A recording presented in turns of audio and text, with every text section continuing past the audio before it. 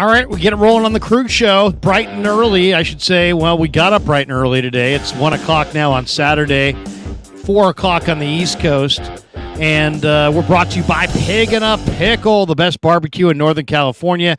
Check them out in Emeryville and Corte Madera. They're open 7 days a week from 11 a.m. till 8 p.m. or until they run out. And, of course, we're also brought to you by Marin Auto Glass and New York Style Sausage Company. And with us on the show today, Ryan Sakamoto, who covered the Niners for years, now covering the Raiders. He's a great follow on Twitter, @BeastWriter. Does some stuff for CBS Sports Radio. Check him out. He's got a YouTube as well. And he was in Vegas all week, and he's in Vegas now. He's in Vegas for Niners Raiders, and tomorrow he'll be probably at the game for the first preseason opener for the Niners and the Raiders, and he's with us on the Krueger Show.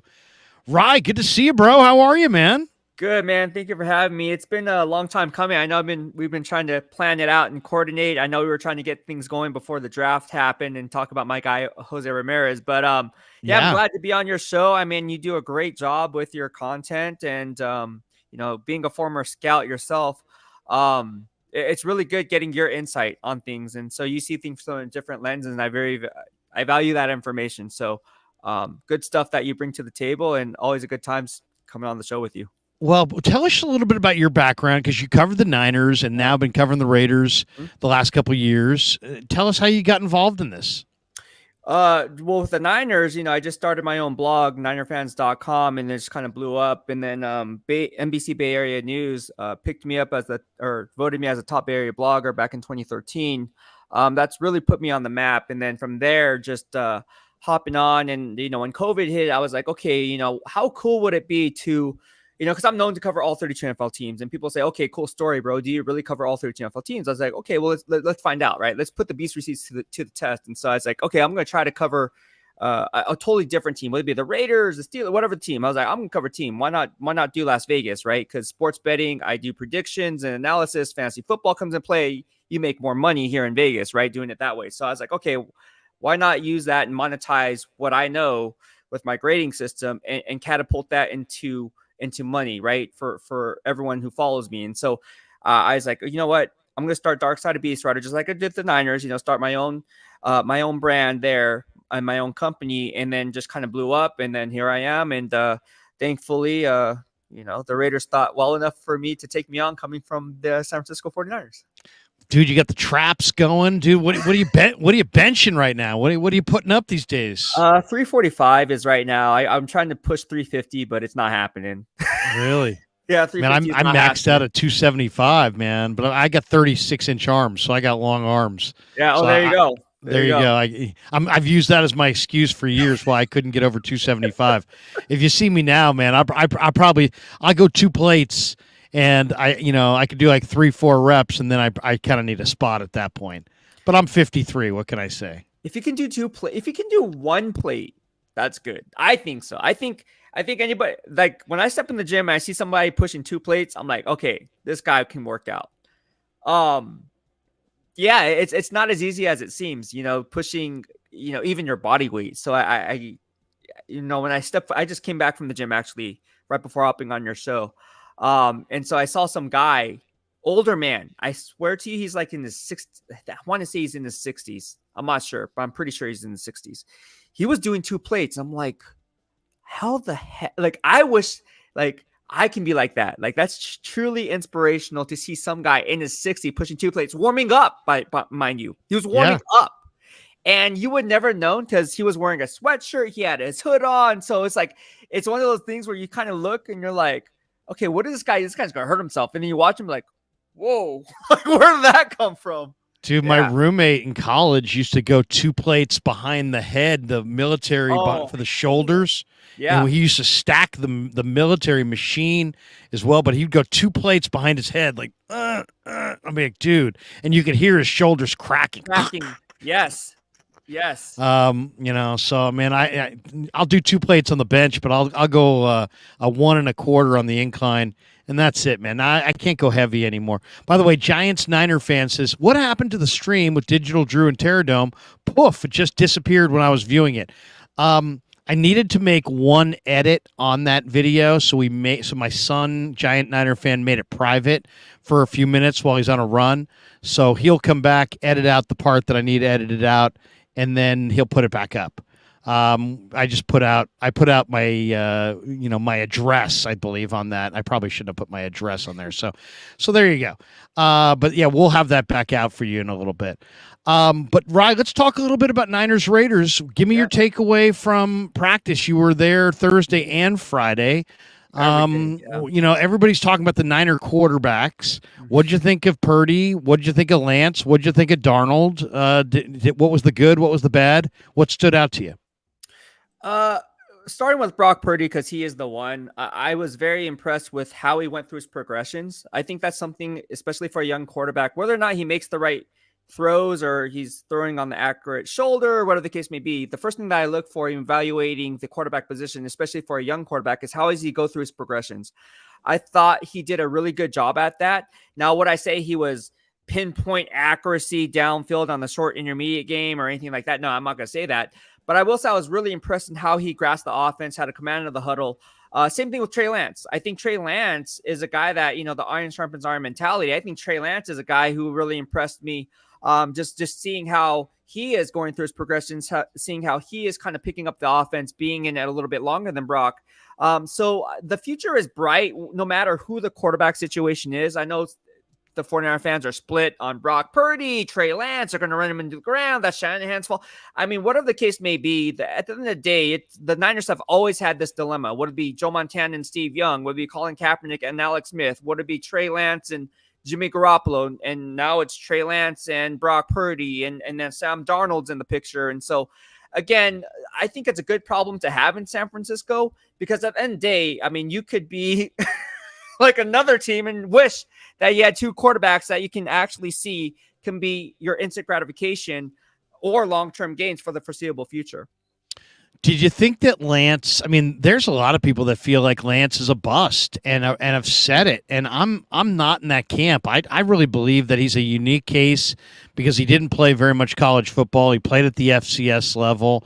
I think people that are calling him a bust are judging him way too prematurely. What do you think? I mean, what was the talk around the Raider media group? Because, I mean, the Raiders have Jimmy Garoppolo. Then they've got Brian Hoyer. I like the Purdue kid, Aiden O'Connell. Yep. But, I mean, if the 49ers do decide at some point that they're going to entertain offers for Trey Lance, I got to think the Raiders are going to be one of the teams that at least calls and has interest. What was the takeaway from the Raider media people about what they were seeing with Lance? And what do you think about the idea of the Raiders being involved in a trade for him? Well, one, to be quite honest to you, the Raiders beat writers I spoke with, Trey Lance's name never came up in the conversation. So I think the overall feeling at Raiders headquarters, which is just across the street from where I live right now, right here, I can literally walk there, is they're happy with Aiden O'Connell and his development. Here's a guy that was at the East-West Shrine Bowl practice here in Las Vegas. I covered him at the East-West Shrine Bowl throughout the festivities and practice and now in the game. And so, again, they were really high on Aiden O'Connell coming out of college, coming out of Purdue, and even before that. So the strong feeling is they believe in Aiden O'Connell. They also like Brian Hoyer. Obviously, he was here to kind of aid Aiden O'Connell in his development while letting Jimmy Garoppolo do his thing. And so I think if Trey Lance situation did come into play, that would be something that they would take into account. But if I were to put like a percentage on it, I would say it's probably at a 15% chance. No more than that, because I think they're really high on Aiden O'Connell and what he brings to the table. Who stood out to you as far as the Niners side of things? I mean, by the way, the Raiders kept the writers and the media a whole field away from the action. Is that their go here, Larry? Is that their normal protocol? To be honest with you, okay, I'll start with this. Normal protocol, it's kind of like the Jim Harbaugh days, right? When I covered Jim Harbaugh, same thing. So I'm used to it. Like I'm used to like not seeing much and them not giving us much. But yeah, I mean, that's kind of like normal. And to be honest with you, all of us had the same vantage point, right? No one got an advantage. Doesn't matter where you are within an organization. We all have the same vantage point. So it is what it is. Unfortunately, you know, it is far. There's 3 fields, and they were on the far field a lot of the times, or the middle field, and we were blocked by traffic. But at the end of the day, you know, you do what you can with the access that you have, and you give the audience and your viewers and everyone the best educated information that you have from your eyes and that you could provide. And so, you know, when people say, "Oh man," like, you know, to each their own, but when people complain about a certain aspect of it, yes, would we have liked better access? I mean, I think any team would like better access, but every team has their own ways of doing things. And again, if I'm looking at it from Coach McDaniel's standpoint, right, to be honest with you, I would have done the same thing. And the thing is, it's because like this, in the age of information where social media is so alive and well, it's hard for somebody to pick up something that someone else does and say, "Oh, well, now we can use that for the next week," or now, "Oh, this is what they're working on with this guy, so this is the type of routes that he's going to be running when it comes to game days," or you know what I'm saying? So you can kind of figure out the route contents based on the personnel that you're seeing on the field without knowing the conceptual, you know, scheme of things. So yes and no. I mean, me being biased, I would like to full access. Yeah, like bad, but no. I mean, it is what it is. You know. Who stood out to you? You know, I know you were a field away, but who stood out to you on that Niner roster as you were watching the last couple of days of practice? Spencer Burford is I like this kid. Like that, he's a beast. I know he is amazingly good. He is amazing. I was watching the one-on-ones. I was like, who is this kid? And I'm looking at who I know who Spencer Burford is, obviously, because I, you know, cover all 32. But I was like, I couldn't really tell until I looked at I was like, oh, dang, that's Spencer Burford. And I was like, oh, shoot, he's doing really well. So in his one-on-ones, he's doing really well. I thought he was really impressive. Brandon Ayuk. Here's a guy who was getting open on the daily. I mean, when I mean on the daily, Brandon Ayuk was running strong, crisp routes coming off his stem. The Raiders DVBs had a really hard time staying with him in the one-on-one. So I thought he did a really good job. Brandon Ayuk is really going to take that next step and be that 1,000-yard receiver for the San Francisco 49ers. I'm really hopeful for that. Brandon Ayuk is a great guy. You got to interview him at Raiders headquarters. Very, very motivated, very eager to kind of show what he's worth. And I'm really looking forward to what he brings to the table. So very impressed with him both on and off the football field. But those guys on the offense are the guys that I really thought did a really good job. On the defensive side, Dio Lenore. I think Dio Lenore is a guy who's really coming into his own. Obviously, we know what Talanoa Hufanga brings to the table. Guys like these, and Fred Warner, obviously. But, you know, some of these other guys that may be on the outside looking in, like a Cleve Farrell. Like I worked with Cleve Farrell last year, and what you guys are getting in Cleve Farrell is a very vastly underrated player. He's going to be starting for you guys in that 4-3 base, and he's going to do really well. Javon Hargrave, you know what he's going to bring to the table coming over from Philadelphia. So both those guys, I think, are going to do really well for the defensive line. I know you guys lost, you know, over the years, you guys lost Menahue and Ebukam and Willis. Right, and Ebukam, yeah, exactly. And Jordan Willis is now with us with the San Francisco 49ers, Las Vegas Raiders. So, you guys are in good hands in terms of the depth and the replacements. I think GM John Lynch did a hell of a job and really creating that fountain of youth and mixing and matching with veteran talent. So I wouldn't be too surprised if you guys had no drop off or a little drop off in production from the guys that you guys departed last year. I'm going to share the screen here and I'm going to play this quote from Shanahan and tell me what you think. This is Shanahan talking about Max Crosby. And I guess Shanahan shared with the media why he apologized to Crosby on Thursday on the field. Here's Shanahan. Listen to this. Let's see if we can get it played here. Wait, hold on. Oh, he came up and said what's up and just talked for a little bit, just some mutual respect there. And he's as good as it gets. And I wanted to apologize to him because we were kind of to him and shouldn't say that, but we were kind of jerks to him in our interview when he came out of college. And he's really one of the coolest dudes I've been around or seen, and he's one of the best players in this league. So it's cool to catch up with him. I mean, I think everyone would hopefully know I'm smart enough to never try to fight someone like that. How were you a jerk to him? Oh, it was Chris Eric's first interview. And he had been some other places where they liked kind of attack the guys a little bit, see and rattle them. That's not totally our style. And that was the first one up. And after, like, John was trying to touch his leg, like, Chris, chill out a little bit. And after, he was like, what'd I do? Like, we don't really do that. He's like, sorry, my last coach really wanted me to do that way. So, and he did it to, like, the coolest dude. So we always tell him that was all Chris, not us. So there you go. Yeah. So that was Shanahan. I don't know if you could how much you could hear that, but Oh, no, basically, I was standing right next to. Oh, you were standing asking the question. Yeah, actually, has that ever come up with Crosby at all? No. That you know, and I mean, you're very familiar with the scouting trail and the way some teams approach the combine and those Q&As, and what he's basically referring to is that some organizations like to make the players uncomfortable, ask them things that make them deliberately uncomfortable to see how they react. Yeah. And it sounds like Chris, who, maybe had done this in previous stops, was being like hyper aggressive to Crosby. And, that's not the Niners mode. I did find that to be interesting, though, just the fact that Shanahan would take the time to apologize to him. Yeah, Shanahan. I know. I thought that was interesting too when I was standing there listening to Shanahan talk about Max Crosby and that story popped up. I thought that was really, really cool for him to just apologize for that incident. And the first thing that sticks in his mind is that when he sees Max Crosby, that's kind of interesting, right? It's like, well, why is that the first thing that sticks in your mind? It must left some type of impression for you, right? So, really, really cool to see Shanahan give it, apologize to Max for the pre-draft visit or wherever it was. Seriously. Hey, could you see the Niners and Raiders hooking up on a deal? I mention it because I'm looking at both depth charts, and I'm looking at the Niner linebackers, and man, they're so stacked at backer. And they've got Oren Burks, and they got Demetrius Flanagan-Fowles, and both those guys are good players from scrimmage. I'm looking at the Raider linebackers, and it seems to be a position of need. They're definitely a lot thinner than the 49ers. Yeah. You also have, I already mentioned to you Trey Lance, and then, of course, Sam Darnold, but you said the Raiders are probably pretty happy with their quarterbacks. Then you've got the Josh Jacobs holdout situation, which is kind of like what's going to happen there.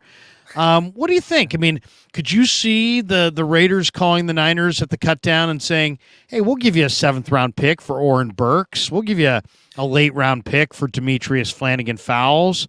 Do you think the Niner linebackers impressed the Raider brass in these 2 days of practice? Oh, yeah. There's a reason why the Niners and Raider scouts. I caught up with Tariq Ahmad, obviously director of college scouting for the Niners a little bit. He was there. It was good seeing him. But no, the Raider scouts were there too, right? And they're both self-scouting and then scouting the other team, right? So again, I saw the Raiders looking closely at the 49ers linebackers. Now, will something happen? I don't know. I think they're really happy with who they got in free agency, right? They brought in guys like Robert Spillane, who's a seasoned veteran, and he's a tackling machine, a throwback type of a guy who they feel is going to be a really what they call the plumber role in that Patrick Graham defense in that 4-3 base, or 34 front, how you want to look at it. But it's very, very encouraging to see competition, and it's all about iron sharpens iron. So could I see a Demetrius Flanagan-Fowles or someone like Oren Burks coming over in a trade scenario? Yeah, GM Dave Ziegler is never one to leave no stone unturned. Same thing with GM John Lynch, right? And so again, they use the same lingo because they don't leave no stone unturned. So if there's value in what they can get, and you know how John Lynch does with his late round picks, if he wants a late round pick in exchange for something, he will get that and catapult that and use that to maneuver the draft board how he sees fit. So again, I think GM Dave Ziegler and the Raiders are very happy with 2 undrafted rookie free agents from last year, Luke Masterson, Darian Butler. They also brought in, like I said, Robert Spillane. They're very happy with Divine Diablo. He's coming off an injury, but they're very high on him. Coach Graham loves him. Think he's going to have a breakout season. So again, when it comes to the linebacker position, I think they're pretty much set there. They did draft Amari Burney as well as a late round pick. So I think they're pretty stable there. But if there was a situation where they could get value and both teams can come to an agreement, yeah, I can see it happening. Most definitely. The Raiders drafted 3 or 4 of my favorite players in this draft. I love Michael Mayer as a tight end. I love the big offensive lineman they drafted, or they got after the draft, Curtis McClendon. Love Oh Curtis yeah, McClendon from Tennessee Chattanooga. yeah. I love Jacorian Bennett, the corner from Maryland.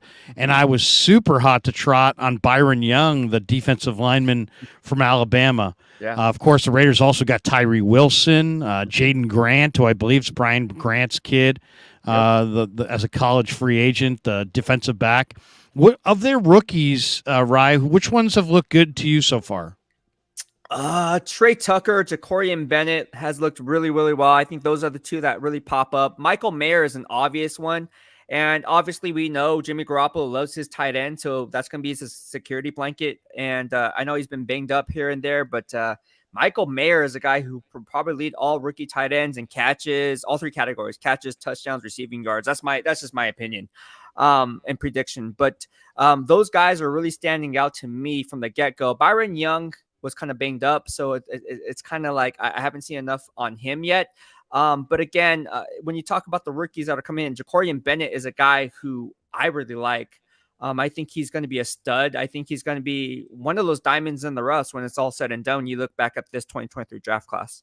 Yeah, Bennett's a nice corner, and the Tennessee Chattanooga offensive lineman is a big time body. I mean, he can play guard, he could play center. I mean, he can play guard, he can play tackle, I should say. Curtis McClendon. Has McClendon shown anything in the early going? I know he's kind of running with the 3s right now, but man, I really liked his film from Tennessee Chattanooga. Oh yeah, I mean, I spoke with a few people internally. They were surprised that he was available, right? Like here's a guy that was undrafted. Like, how is he still undrafted? So they're really high on him. They like him a lot. I think he's going to make the 53-man roster. I don't think he's not going to make the 53-man roster. And he's a developmental player. I think what they see in him is the intangible traits that they can work with for the foreseeable future. It's all about growth. Under Coach McDaniels and GM Dave Ziegler's scheme and how they like to run things, and their philosophy is, grow and develop, right? Draft and develop, grow and develop. So again, they want to get these guys up to speed on what they like to do, teaching the techniques that they want. Coach Carmen Brasilla is doing a good job of that. He does a really good job at bringing up these younger guys and getting the most out of the talent that they can have. And so I think at the end of the day, they're really happy with McClendon Curtis's progress up to this point, despite running with the 3s. What do you make of the running back? I mean, what's the deal with Jacobs? I mean, there's been speculation that they're going to trade him. Mm-hmm. He's coming off a 2,000-yard season. They got a bunch of backs. I mean, Zamir White, Amir Abdullah, Brandon Bolden, who comes over from New England. There's Britton Brown, the former UCLA Bruin. They just signed Damian Williams. They got Sincere McCormick, who played with, he was one of the backs that Spencer Burford blocked for at University of Texas San Antonio. I mean, they got a handful of backs that are all pretty intriguing. Obviously, Jacobs is the star. Mm-hmm. What's the deal? Do they expect Jacobs to sign? Are they going to hardline him? Are they going to trade him? How's that going to resolve itself? I mean, all that is such speculation. Like, if you were to ask me, right, on August 12th, 2023, what's going to happen? I think at the end of the day, Jacobs will show up. I think there's a lot of money left on the table for him not to show up. We don't want another Le'Veon Bell situation, right? We all know what happened there. So to a smaller extent, obviously, Le'Veon Bell wanted wide receiver money, right? We all remember that because he was doing so well. But I think Josh Jacobs will ultimately end up playing, sign his tender, sign that franchise tag, not be traded. I don't think he's going to be traded. I don't see that happening at all. There's a report by Mike Florio saying if they release him, he might go to, I don't see that either. So I think if you were to ask me, I'm 95% confident. Now, no one's telling me this. This is just my prediction that he will show up, sign his tender, and be ready for week 1. He's a great back, man. Yeah, you talked to some of the 49er players after their game last year in Vegas against the Raiders, and they're like, Jacobs is the best back we faced all year. Yeah. Bosa said that, and it's funny because the valuation of the running back is so subjective, right? It's based on the scheme. It's based on how you formulate the philosophy of how you build up your team. at the end of the day, it's really interesting because to me, if you're going to try to win and go into late football in the playoffs and when it comes to November and December, the weather conditions change. And that means what? You have to have a strong defense backed up by a strong rushing attack, right? Although the offensive line may blow up those holes, you still need a running back to see those holes, whether it be a zone blocking scheme or a power-based run scheme. So again, Josh Jacobs is not a one-trick pony. He rarely fumbles the football. He does everything you ask of him. First one in, last one out. He embodies what the Raider way is. Coach Lombardi, who used to coach for the San Francisco 49ers, called him his favorite player last year. So how is it not having your favorite player on the field as we head into 2023? We don't know. But I mean, for a coach to give that kind of praise on record says how much Josh Jacobs means to the Raiders organization. He's a great player. Were you surprised that the Raiders parted ways with Waller, the tight end? Because he was one of the best tight ends in pro football. They sent him to the New York Giants. I mean, obviously, they got a nice return in the trade. Was that all a cap issue? I mean, I know Waller had some issues with substance going back to the Ravens days and years ago, but I mean, the thought was that he had beaten all that. Why do you think they decided to part ways with Waller? Just because I think it was time. I think he needed a fresh start. I mean, all signs pointed to that. It's interesting because when I'm in the locker room every single day, so I can kind of see the body language, who talks to who, and that type of dynamic. And so, what I've saw, I can only speak for myself, is no one was really talking to Darren Waller. I mean, when you walk into the locker room, his locker's on the right hand side, but he was kind of like keeping to himself, and no one really came up to him, interacted with him, joked with him. So maybe that had some type of, I don't know. I mean, I'm just seeing what I'm seeing. But he was liked by the players. I didn't find a player that didn't like him, that didn't like what he brought to the table, that didn't think that he was a top 5 tight end.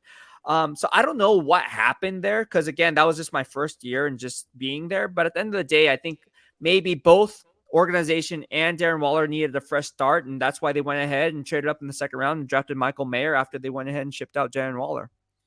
What do you think of Patrick Graham's defense? I mean, last year was his first year as a defensive coordinator. He's been in New York Giants, Miami, Green Bay, New England. You go back to Toledo, Notre Dame. Wasn't he at Arizona State for a while? I mean, Graham's been around the block quite a bit. Yeah. What do you think of him as a defensive coordinator? Great. It's the same dynamic that when people were trying to say that Coach Saleh should be fired, I defended Coach Saleh, said, no, he's going to be a head coach one of these days. And, you're just a 49er, blah, blah, blah. I'm like, nah, man, I keep things 100. Like, same thing with Coach Graham. There's Raiders fans calling for Coach Graham's head. And I'm like, nah, man, like, let me tell you something. When I watch practice and I break down film, I break down fundamentals, I break down game film and stuff, you can kind of see the rules of engagement of what he's trying to preach. I always say players play and coaches coach, right? It's up to the players to get things done on the field. It's up to the coaches to put those players in the best position to make plays. So again, it is an ultimate team sport, but at the end of the day, if you don't have the horses to call out those plays, it's not the coach's fault. You just don't have the horses. So that's why I always put it back on, at the end of the day, it falls on both parties, but I'm really, really a huge supporter of Coach Graham. I think he's, one of the best defensive minds in the game. And although the rankings don't reflect that, you can kind of see that in how he schemes things up. And it's no surprise how the 49ers coaches have praised Coach Graham in the interview process throughout these joint practices, because they know what he brings to the table, and he does a really good job no matter where he goes. What do you think? I mean, they've got Chandler Jones and Max Crosby on the edges. Mm-hmm. They just drafted Tyree Wilson, who is a tremendous talent, but he's also 275 pounds. He's almost like a tweener tackle end combo. Mm-hmm. You got Tillery, who kind of bombed with the Chargers. Mm-hmm. Belial Nichols, who I've always liked, going back to college, and he came over from Chicago. And you got some other guys here as well. I mean, I mentioned Byron Young. Mm-hmm. There's the kid Silvera's strong as hell. Yeah. How do you see that defensive line, and how is Tyree Wilson going to be utilized? Is he going to be a backup to Crosby? Are they going to play him some inside? How do you anticipate them utilizing Tyree Wilson? He was a very high pick. I mean, you're talking about a guy who was, what was he? He was top 10, wasn't he? Top 7, yeah, 7 overall. Yeah, they think he's going to be the next Myles Garrett, potentially. Potentially the next Myles Garrett. Potential is a strong word, but potentially that's what the feeling is at Raiders headquarters. Literally, Myles Garrett. I asked straight up, what's the comparison? Myles Garrett. Different sources. That's lofty comparison, man. That is. So I spoke to a guy, internally, and I said, he's like, what do you think of the pick? I was like, well, he has an injury problem. You're banking on potential. I would have rather you drafted, a Paris Johnson or Peter Skoronski or something like that. But at the end of the day, I think that they view Tyree Wilson as the next Myles Garrett, and how they're going to utilize him is he's coming off a Lisfranc injury. So he's not even practicing right now. I think they're going to ease him in, and I don't think they're going to rush him back too soon. I had this conversation with another beat writer yesterday, and he asked me for my thoughts on Tyree Wilson. I said, look, he's going to be a backup. Oh, backup at numbers. I was like, yes, he's going to be a backup. Chandler Jones is there to kind of groom him in, learn the NFL game, teach him the tricks of the trade, and then slowly acclimate him into the program. Because again, at this point this late in the year, because it is late for him, right? He wasn't there for rookie main camp, wasn't there for OTAs, wasn't there for now training camp. So he's behind the 8 ball. No matter how you get it from the shoulders up, you can get the scheme down, but it's a different ball game transitioning from college game to the NFL. The speed power conversion is a totally different down in the trenches. So again, just from that fundamental standpoint, it's going to take some time to develop. So I think you're going to see Tyree Wilson be a backup in year 1. And that's not necessarily a bad thing. I think that could be a good thing for his progress. Because again, this guy is still learning how to be an NFL pro because he hasn't even stepped on field with an NFL pros yet. So again, they're going to acclimate him slowly. I think they're going to use him in spot situations, situational pass rusher specifically, and probably use him in a 2-point stance or, a 3-point stance. But again, at the end of the day, I don't think he's going to have this big, huge year that people expect him to have. How about Jordan Willis? I mean, if you had asked many Niner fans in December or Niner players in December, hey, who's the most underrated guy in this room? Several players would have said to me last year, man, Jordan Willis. I remember Demo Lenore said Jordan Willis. Drake Jackson. I said, who's the most underrated guy on the team? He said Jordan Willis. Jordan Willis, very quiet guy, but he's 250 pounds. He runs 4.5 at 270 pounds, I should say. Yeah. He was damn good at K-State, and he really came on as a Niner. How's Jordan Willis look so far for you guys? Good. Nothing has moved the needle too much in terms of my expectations for Jordan Willis. I think he has a very strong get off. One thing that you look for Jordan Willis is his pass rush ability. That's why they brought him in, because again, Chandler Jones was kind of struggling. I don't think he got his first sack until week 13. So, I mean, going that late into the year and not picking up a sack, and Max Crosby being lined up and double teamed and chipped off the line of scrimmage like a Nick Bosa. But again, Nick Bosa had Eric Armstead. he had a really stable offensive defensive line. You look at the Raiders, who do they have outside of Max Crosby, right? If Chandler Jones isn't getting done. So again, that's why they went ahead and drafted Tyree Wilson. That's why they brought in guys like Jordan Willis, because they need some pass rush help. And that's only going to help the back end and the secondary, because the secondary was just in shambles. They were injured. Rock Ya-Sin went down. Nate Hobbs went down. So again, a good secondary is only as good as the guys up front, right? And so again, when you have guys that can kind of move and have moving parts like a Marcus Peters, who they went ahead and signed as a late free agent addition, that's only going to help the back end. But it all starts up front. Jordan Willis is looking really, really strong. In fact, I had I was talking about it with my boy Case, who was also a Raiders beat writer, on Jordan Willis. I said, watch out.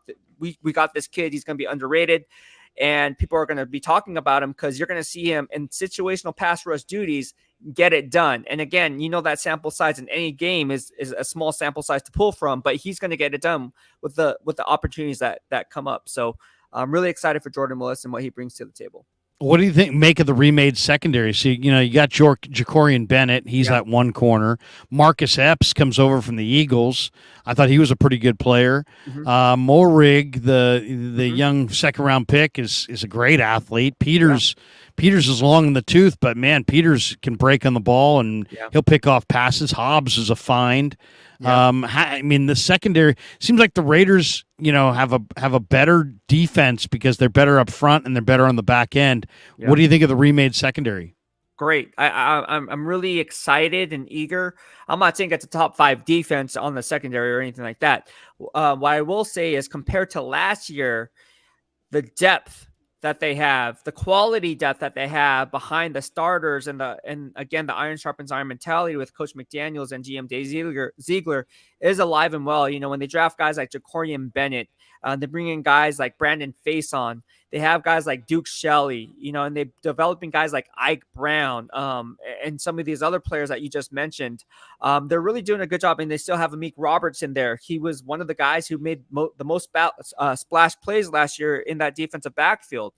He had 2 interceptions, 2 of 6. We only had 6 interceptions, the Raiders did. So again, he had 2 of them. So having him another season, another scheme with him, and then undrafted rookie free agent Sam Webb. So there's a lot of good. These aren't just naming people off a roster. I mean, they really think they can develop the Tyler Halls. And you guys saw Tyler Hall, number 37 against the 49ers last year. He played extremely well. So again, they have a good nucleus of players to work with.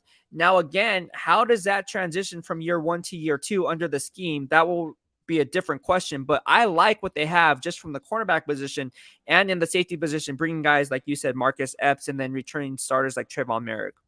Amik Robertson, there's a lot of people speculating the Raiders could cut him. Yeah. Is that possible? I mean, what do you think? I liked him at La Tech. I thought that was a great pick. He's an undersized guy, but he's got great athleticism, explosion. He breaks on the ball.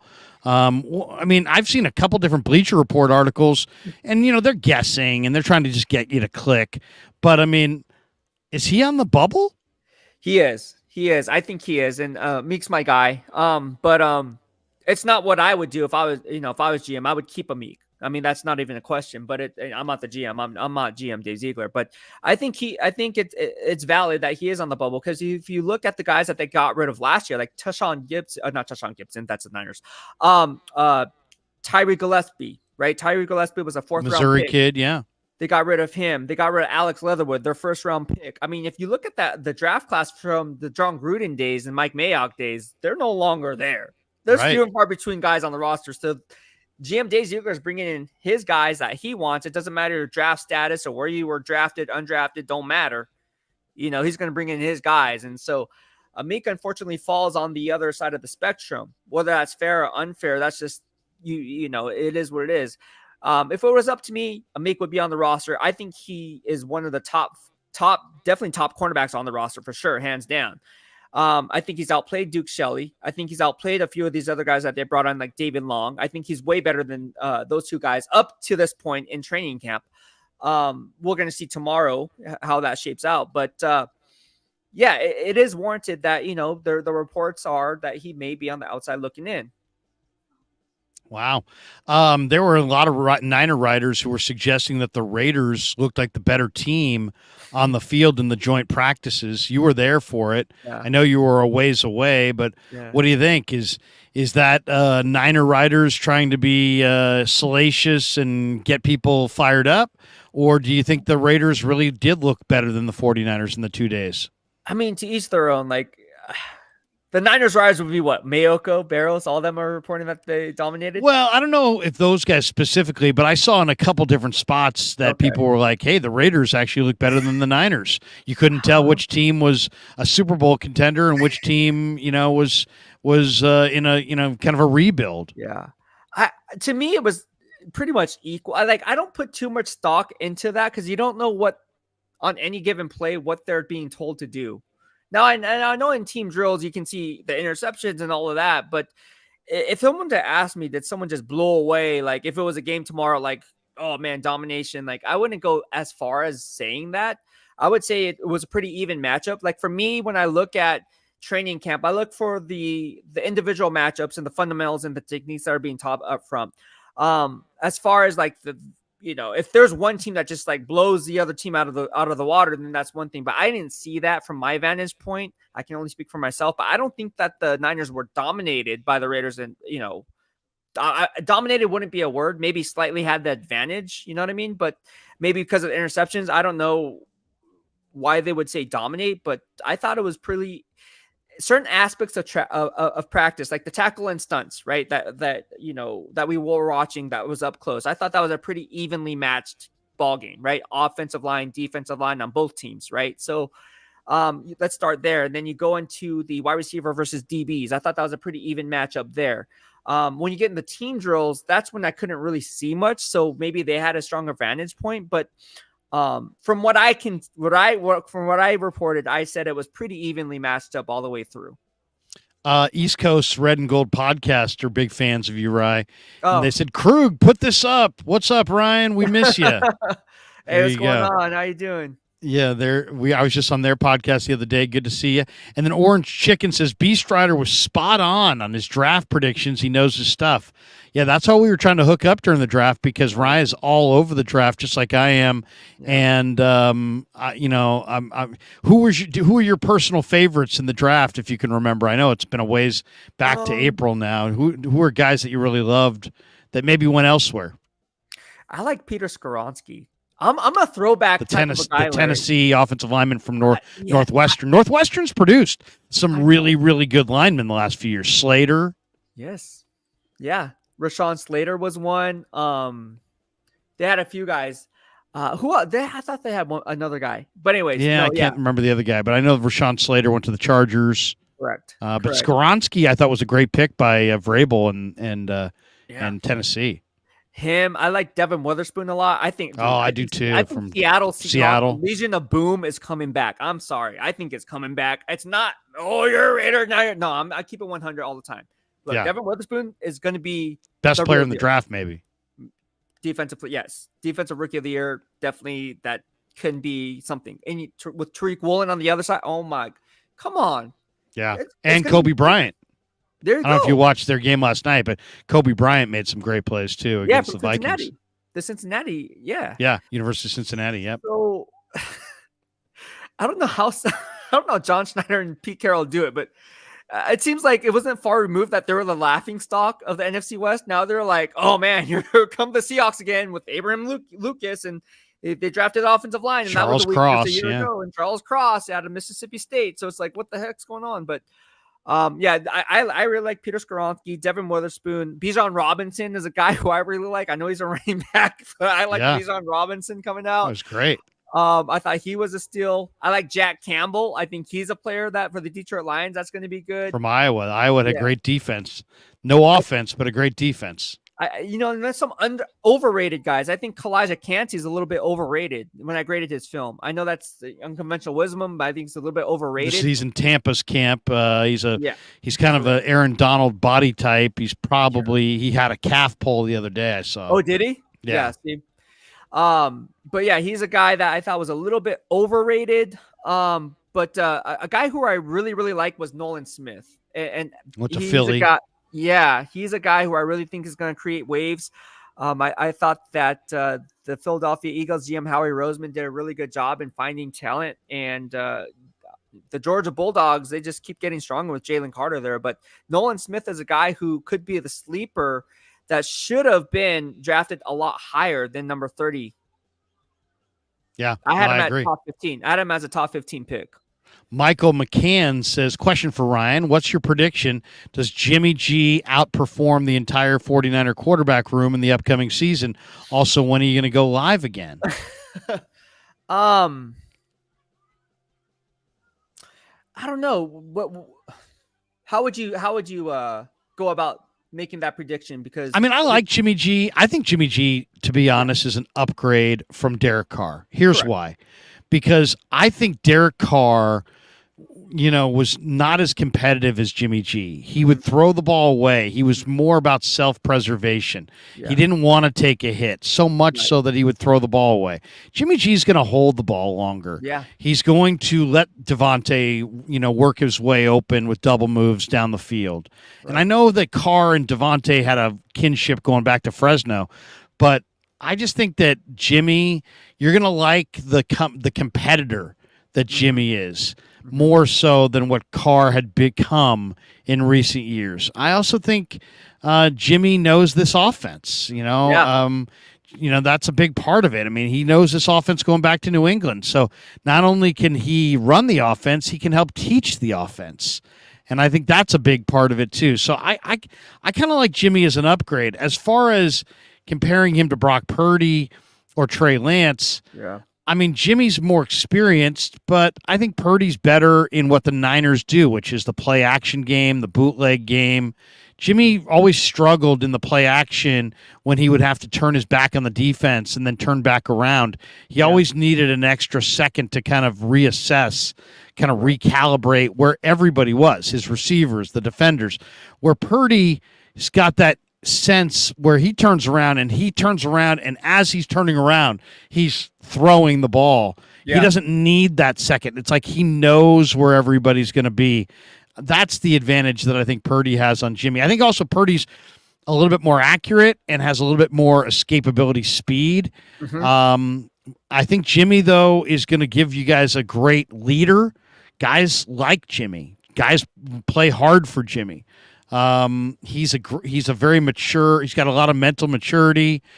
I think he's going to be the perfect guy to step into that room and kind of become their leader. So I like it from a leadership standpoint. I like him more than Carr. But what are you hearing from Ziegler, from McDaniels, from the players? What kinds of things are they saying about Jimmy thus far? Same thing from San Francisco when I covered him in San Francisco is, leader.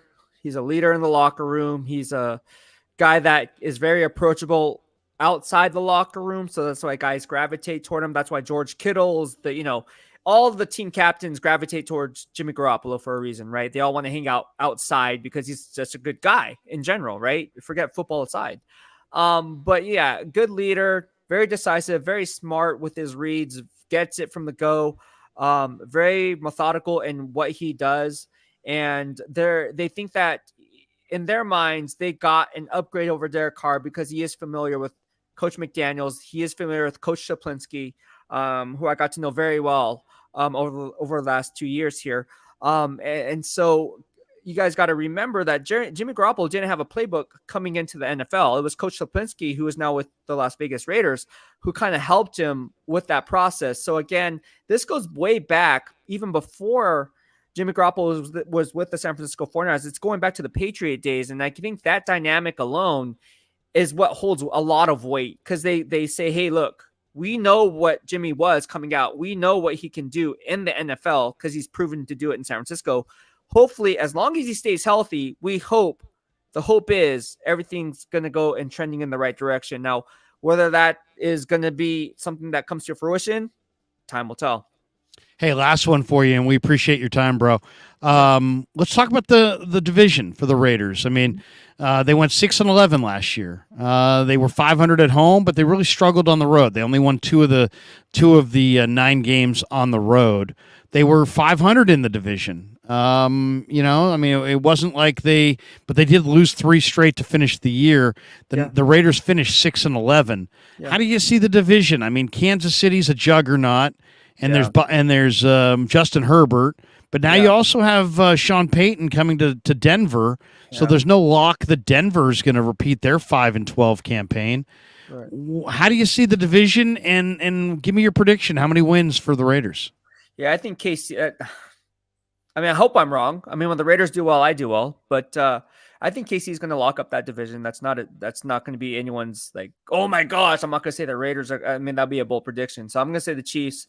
I think if the Raiders can pull out 8 to 9 wins, I think that's actually a win for their season, just based on the division, like you said, and the opponents. They have one of the toughest schedules this year. So again, when you have that type of schedule, and then again, you're still learning the cultural identity that Coach McDaniels wants to bring. It's a process, right? Just when Kyle Shanahan came into San Francisco, it was a process, right? Getting in his guys that fit the system, making sure that the players buy into what they're trying to do in their program. That's a process that takes time, and you need guys to kind of believe in that and trending in the right direction. So again, I think they're going to get 8 to 9 wins. And if they can do that, I think that's a win for the Las Vegas Raiders here.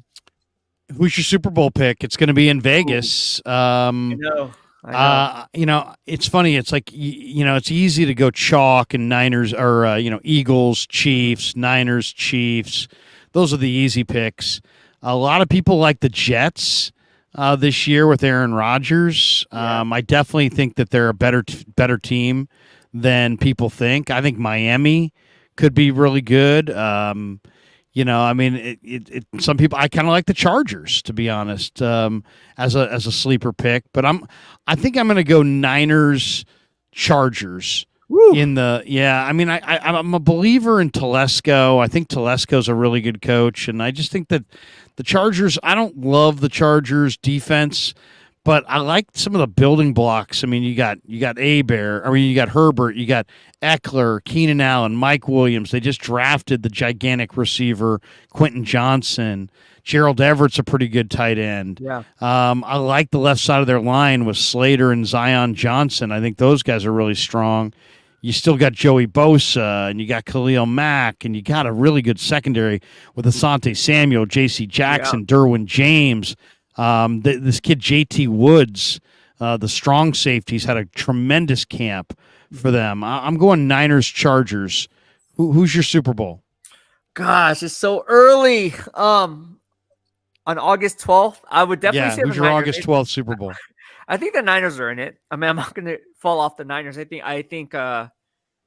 I mean, who's better than the Niners? I mean, you could say the Philadelphia Eagles, but can they do it 2 years in a row and get to I mean, that's kind of hard to do, right? So I look at the NFC as a 2-team deal. I don't believe in Dallas. I don't believe yet in Detroit, Seattle. I think it's Niners, Eagles, Niners. I don't know how, but it's the AFC that's the hard one to pick. It is. I'm gonna go. I know this is gonna be a throwback. I'm gonna go Niners, Bengals. Okay. You believe in Burrow? I love Burrow.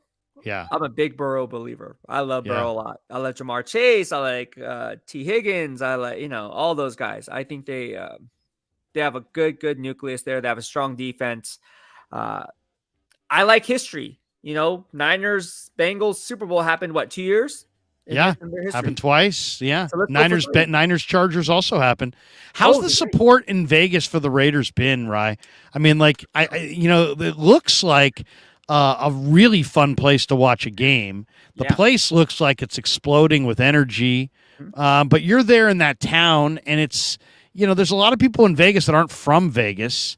So is the vibe on game day, is it tons and tons and tons of visiting fans because it's Vegas and people want to come in for the road trip? I mean, what's the vibe like? What's the vibe like around the city? What's the vibe like in the stadium? To be honest with you, here in Vegas, it's because it's a transient state. You would think people are Eagles fans, people are Steelers fans, Packers fans, Chiefs fans, Niner fans, and you'll get those. I'm not going to sit here and say, oh no, but in my second year here, you can kind of see Vegas actually implementing their stamp that this is a hometown team with the Raiders. Now, I will say this. I will say when you go to the Raiders game, it's more like a 55-45 split. All right. So 55 Raider fans, PSL holders, season ticket holders. The other 45% visiting fans. Bunch of people coming down from the Bay still. I mean, is it a lot of East Bay people that make the Southwest trek every Sunday? Correct. That and SoCal people from LA, because a lot of Raider fans are from LA. That's right. Every week, dude, I'm telling you, where are you from? I'm from Orange County. I'm from LA. Whatever. Yeah. They're all from SoCal. A lot of them, Tustin, wherever the case may be. They're all from that area, and every week they're there. It's crazy. Even if they can't afford the tickets, they'll be out there tailgating. Is Vegas excited for the Raiders as they are for the Golden Knights hockey? Ooh. I think Golden Knights, because it's Vegas born. They were born in Vegas. I think that holds a little bit more weight than any other team coming into Las Vegas, just to be quite honest with you. And they just won the Stanley Cup, right? So, right. If you were to ask me what is the one team, just being truthful and honest, I think it's the Vegas Golden Knights here. And then Raiders will be definitely too. But Raiders are definitely coming up. Any talk of the A's? Any talk about the A's? I mean, how are the A's going to get greeted there?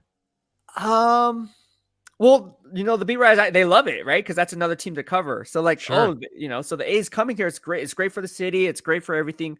I personally am a Giants fan, so I was like, I don't want the A's here. Right.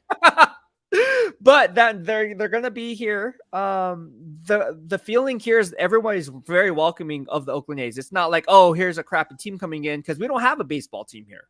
Right. So it is what it is. It is what it is. How about the heat, man? What's it like living in the desert? Is there any point in the summer that you're like, dude, I just got to get out of here for a few days, or do you like the heat? You know what's crazy? I was having the foreign beat writers were asking me this, hey, it's freaking hot here. I'm like, I'll be honest with you, I'm used to it. I told them, I was like, hey, it's like 107. Like, that's normal. Like, I'm cool with that. Like, crazy because I was born and raised in the Bay Area in San Jose. So, like, even my mom is like, she checks every single day and she'll text me, she's like, oh, you okay? Make sure you put sunscreen on, all this. I'm like, no, I'm being serious. So, like, it'll be like 115. Like, right now, if I look, it's probably like, I'll look right now. It's probably like 110 right now. Oh, it's only 100. It's only 100 right now. But when it gets to like 107, 110, that's when it gets hot. But then other than that, it's fine. Like, for me, you get used to, I know it's a weird thing, but you get used to it. And the wind factor helps a little bit. But Brandon Ayuk, everyone was saying it was hot yesterday. And I was like, it was hot, but it wasn't like hot. Because I think you get used to it. If we're back there for the Super Bowl first week in February, what's the weather going to be like then? Oh, I don't know. That's a good cold question. Does it get super cold? It gets super cold. Oh no. Yeah. Well, the Niners made a point to say, yeah, we're starting off here, but we're planning on finishing here. Yeah. As well. So there you go. Hey, brother, great stuff, man. Tell people how they can find your stuff and what you got cooking, and if they want to subscribe to you and follow you, tell them how to do it. Yeah, so just like you, I have a podcast, YouTube channel at Beast Rider. So it's right here. The handle's right here. You can find me on Twitter, Instagram, YouTube, Facebook, all those big four social media platforms, Threads at Beast Rider. But if you guys want the content that I provide, it's number one platforms on YouTube. So at Beast Rider, and then just launch channel memberships, so you guys can subscribe to the channel. And also join the channel membership for exclusive perks that I provide on the daily. So it's been nothing but fun. YouTube is the way to go. How often do you go live? How often do you go live on YouTube? During the year. So I took a break, obviously. That's why Michael was like, hey, when you going back on live? But I do it every single day, Monday through Friday. I have a live stream at 6 p.m. Pacific Standard Time every single day, Monday through Friday. And then I do a game day review after the game is over, whether it be a Sunday, a Monday night game, a primetime game, whatever the case may be. So at least 5-6 times a week. And then in between that, I'll be posting practice videos. I'll be interviewing the coaches, interviewing the locker room, getting those locker room interviews. And again, those are exclusive because, they're not going to post those up. That's just your video, right? That's truly to yours. So, it's really, really cool, fun stuff. Hopefully you guys. Hey, man. Well, hey, we miss seeing you out here. Keep up the great work out in Vegas. Thanks for stopping by on the Krueger Show, and good luck to you this year. Good luck to the Raiders. My daughter's boyfriend is a huge Raider fan, so I got to hear about the Raiders every time. But I really feel like Ziegler has made a huge impact. I really like their draft. I really like their off season. I think they're on the come up. It's going to take a year or two, but I thought this off season was their best personnel off season in a while.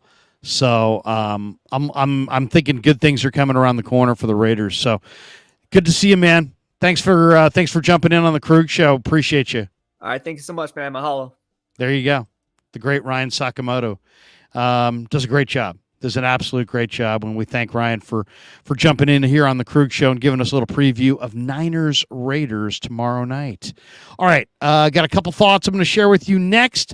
But first, let's shout out our sponsors, MarinAutoglass.com, 415-883-3030. We're also brought to you by New York Style Italian Sausage Company and, of course, Pig in a Pickle. Here's their spot in Marin County.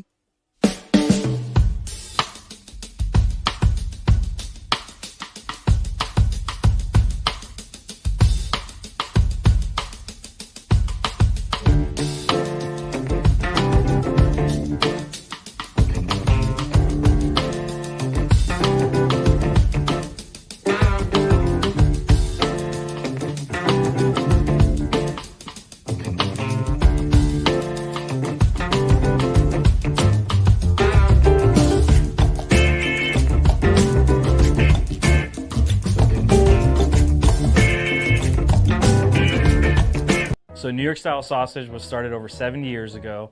We are the largest producer of fresh Italian sausage on the West Coast.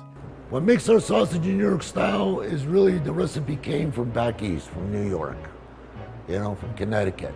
If you look at all of our labels, there's maximum 4 or 5 ingredients, which we're really proud of. There's no preservatives, no MSG, fresh in, fresh out. The pork comes in fresh, goes out fresh. There's never any freezing throughout the process. We've always used fine quality cuts. We're never going to deter from that. It's one of the reasons why our sausage is so good. I guarantee you put our sausage up against anybody else's from a flavor standpoint, no one will beat it, hands down. And do yourself a favor and do me a favor. Go buy a package of the New York style Italian sausage. Guaranteed you will love it. Guaranteed.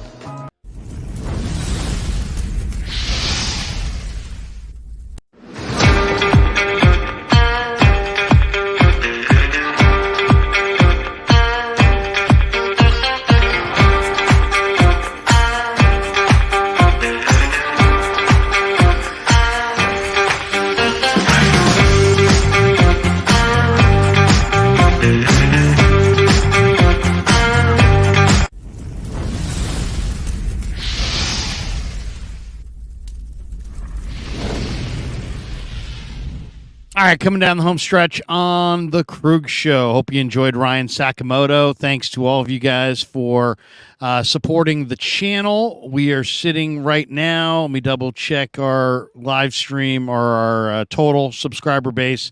We're at 21,359 subs, closing in on 21,400. So if you're in the chat and you've yet to hit like and subscribe, please do. And we bring you lots of Niner content, really 24/7, and some Giants and Warriors stuff as well. Okay, couple things. We got White Boy Rick saying best barbecue in Northern California, pig in a pickle. There you go. We got this one in here from Antoine Barnes. He says, get the brisket chili. That's right. Get the brisket chili. Say hi to Damon, say hi to Mary, tell him that Larry Krueger sent you, and check out Pig in a Pickle. And we got this one from Fish and Chips. Kind of bugs me. He says, I've been watching this game for 40 years, listening to yourself for 25 years, and you call my benign comment of Kyle Shanahan's O-line scheme stupid? What gives? I didn't really think of me as calling your comment stupid. So I apologize. I didn't mean to. I'd have to think about it for a second, but I really didn't mean to call it stupid. So I apologize, Fish and Chips. I really do appreciate you. Bang Bang 415 says, pig in a pickle. There you go. White Boy Rick with the emoji pig in a pickle.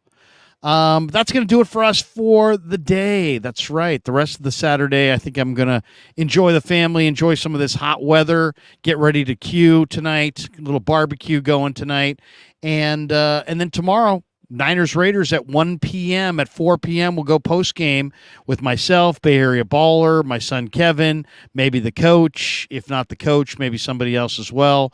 We'll have a couple surprise guests. But Jeff, definitely, as soon as the Niner game is over, lock it right here on the Krueger Show, and we'll bring you the best Niner post-game there is. And, of course, we're going to do that throughout the season, whether they're at home or on the road. I'll have locker room interviews and all kinds of great stuff during the season. Obviously, the Niners being on the road, I will not have locker room interviews, but we'll have instant reaction as soon as the game ends. Turn right here to the Krueger Show, and we will jump in and break it all down. Fish and Chips says, apology accepted. Thank you, Fish. Appreciate you. Didn't mean to insult you. I wasn't laughing at you. That's for sure. Lucky Luciano says, Larry, you're never lazy. Hardest working man in the business. I tip my cap to you, sir. Lance is going to start by week 6. There you go. Mark Alvarado says, who's going to do the punt return duties? I would say look for Ronnie Bell. If this was a regular season game, Kyle Shanahan said he might use Kyle Juszczyk. Wouldn't that be something to get the fullback back there? Now with the way things go, they're not really looking for much of a return. You just want a sure-handed guy. Deshaun Jameson's super explosive, so I would love to see him as their primary return guy. But I think Ronnie Bell's very sure hands almost guarantee that he's got a dibs on that job for sure. Jamul Allah says, great show, Larry. Thank you, Jamul.